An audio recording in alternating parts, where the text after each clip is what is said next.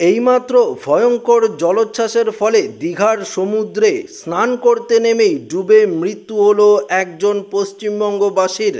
হ্যাঁ বন্ধুরা, আপনারা প্রত্যেকেই জানেন বঙ্গোপসাগরে তৈরি হয়েছে একটি গভীর নিম্নচাপ। প্রতিদিন আপনাদেরকে বলছি আমি যে দীঘার সমুদ্রে রয়েছে ভয়ঙ্কর জলোচ্ছ্বাস, প্রচুর পরিমাণে ঢেউ উপকূলে আছড়ে পড়ছে। যখন তখন বিপদ কিন্তু হতে পারে, তেমনই কিন্তু বিপদ ঘটলো আজকে। দীঘার সমুদ্রে স্নান করতে নেমে মৃত্যু হলো 37 বছরের একজন পুরুষের। ইতিমধ্যেই খবর সূত্রে এই আপডেটটি উঠে এসেছে। পাশাপাশি আপনাদেরকে জানিয়ে দেব আজ পশ্চিমবঙ্গের ঠিক কোন কোন জেলাগুলিতে ভারী বৃষ্টির সম্ভাবনা রয়েছে, পাশাপাশি আর কয়েকদিন ধরে কেমন আবহাওয়া থাকবে। তো সমস্ত কিছু আপনাদেরকে এই ভিডিওটিতে একদম লাইভ আপডেটে জানিয়ে দেব।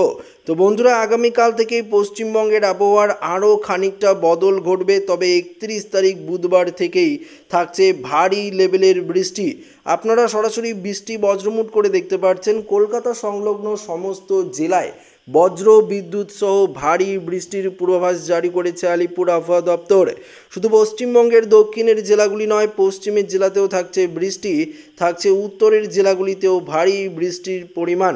পাশাপাশি বাংলাদেশ, ত্রিপুরা থেকে শুরু করে অসম, মণিপুর, মিজোরামেও থাকছে আরও ভারী লেভেলের বৃষ্টি, কেননা বঙ্গোপসাগরে আরও একটি নিম্নচাপ তৈরি হওয়ার আশঙ্কা রয়েছে, যার জেরেই গোটা দক্ষিণবঙ্গ জুড়ে চলবে প্রচুর পরিমাণে ঝড় বৃষ্টি।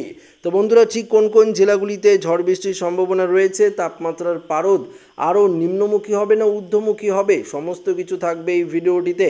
তো ভিডিওটি শুরু করার আগে ছোট্ট একটি রিকোয়েস্ট রইল, নতুন হয়ে থাকলে অবশ্যই চ্যানেলটিকে সাবস্ক্রাইব করবেন এবং পাশের দেওয়া বেল আইকনটিকেও প্রেস করবেন এই ধরনের লেটেস্ট ভিডিওর আপডেটগুলো সর্বপ্রথম সবার আগে পাওয়ার জন্য।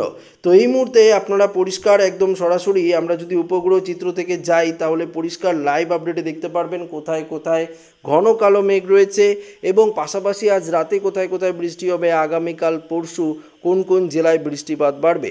তো উপগ্রহ চিত্র থেকে আমরা দেখতে পাচ্ছি বিশেষ করে এই মুহূর্তে দক্ষিণবঙ্গের বেশ কয়েকটি জেলায় হালকা মাঝারি মেঘ আমরা লক্ষ্য করতে পারছি এবং কিছুটা বৃষ্টিপাতের অ্যালার্টও কিন্তু থাকছে। তবে উত্তরবঙ্গে ক্লিন আকাশ অর্থাৎ পরিষ্কার আকাশ রয়েছে, অসমের দিকেও পরিষ্কার আকাশ রয়েছে, বাংলাদেশের দিকেও পূর্ব দিক, উত্তর দিক, ঢাকা, কুমিল্লা, খুলনা, বরিশাল সমস্ত জায়গায় আকাশ পরিষ্কার। এমনকি ত্রিপুরার দিকেও আকাশ পরিষ্কার, বৃষ্টিপাতের সম্ভাবনা এই মুহূর্তে নেই বললেই চলে। তবুও আপনাদেরকে জানিয়ে দিই বৃষ্টি বজ্রমুট করে যে এই মুহূর্তে বৃষ্টিপাতের সম্ভাবনাটা রয়েছে কিনা। দেখতে পাচ্ছেন ঘূর্ণাবর্তের কারণে উপকূলের জেলাগুলিতে ভয়ঙ্কর জলোচ্ছ্বাসের সম্ভাবনা তো থাকছেই। সমুদ্র উপকূলবর্তী জেলায় যেমনটা আগে বললাম, আজকেই যে ঘটে গেল দুর্ঘটনাটি, এটি একটি মর্মান্তিক দুর্ঘটনা। এই থেকে প্রত্যেকেই শিক্ষা নেওয়া উচিত। যারা পর্যটক রয়েছে দীঘার সমুদ্রে স্নান করতে যায় বা পুরীর সমুদ্রে আপনারা স্নান করতে যান, অবশ্যই সতর্কতা অবলম্বন করে চলবেন। যদি সমুদ্রে রিস্ক না থাকতো তাহলে আলিপুর আবহাওয়া দপ্তরের তরফ থেকেও কোনো রকম অ্যালার্ট কিন্তু জারি করতো না, কেননা মৎস্যজীবীদের ক্ষেত্রেও অ্যালার্ট জারি করা হয়েছে এবং পর্যটকদের ক্ষেত্রেও কিন্তু অ্যালার্ট জারি করা হয়েছে। রাতের দিকে ভারী বৃষ্টির সম্ভাবনা অনেকটা কম, উত্তরবঙ্গে কিছুটা বৃষ্টি হলেও হতে পারে। আগামীকাল 29 তারিখ সোমবার দিন থাকছে কিছুটা বৃষ্টিপাতের পরিমাণ বেশ কয়েকটি জেলায়, দক্ষিণবঙ্গের বেশ কয়েকটি জেলায় বৃষ্টিপাতের পরিমাণ থাকছে। উত্তরবঙ্গেরও হালকা পশলা বৃষ্টির পরিমাণ থাকতে পারে রাত্রের দিকে আমরা দেখতে পাচ্ছি। তবে 30 তারিখ থেকে বৃষ্টি কিন্তু বাড়বে। 30 তারিখে যদি আমরা দেখি বজ্র বিদ্যুতের সম্ভাবনা রয়েছে, বিশেষ করে কলকাতা থেকে শুরু করে হাওড়া, হুগলি, বারুইপুর, সুন্দরবন, এদিকে জয়নগর, এদিকে পশ্চিম মেদিনীপুর, পূর্ব মেদিনীপুর, ঝাড়গ্রাম, এদিকে বাঁকুড়া, পুরুলিয়া থেকে শুরু করে বর্ধমান, নদিয়া সমস্ত জায়গায় আমরা বৃষ্টিপাতের পরিমাণ বেশি লক্ষ্য করতে পারবো 30 তারিখ থেকে। পাশাপাশি আমরা বৃষ্টিপাতের আরও বেশি সম্ভাবনা দেখতে পারবো বাংলাদেশের দিকে।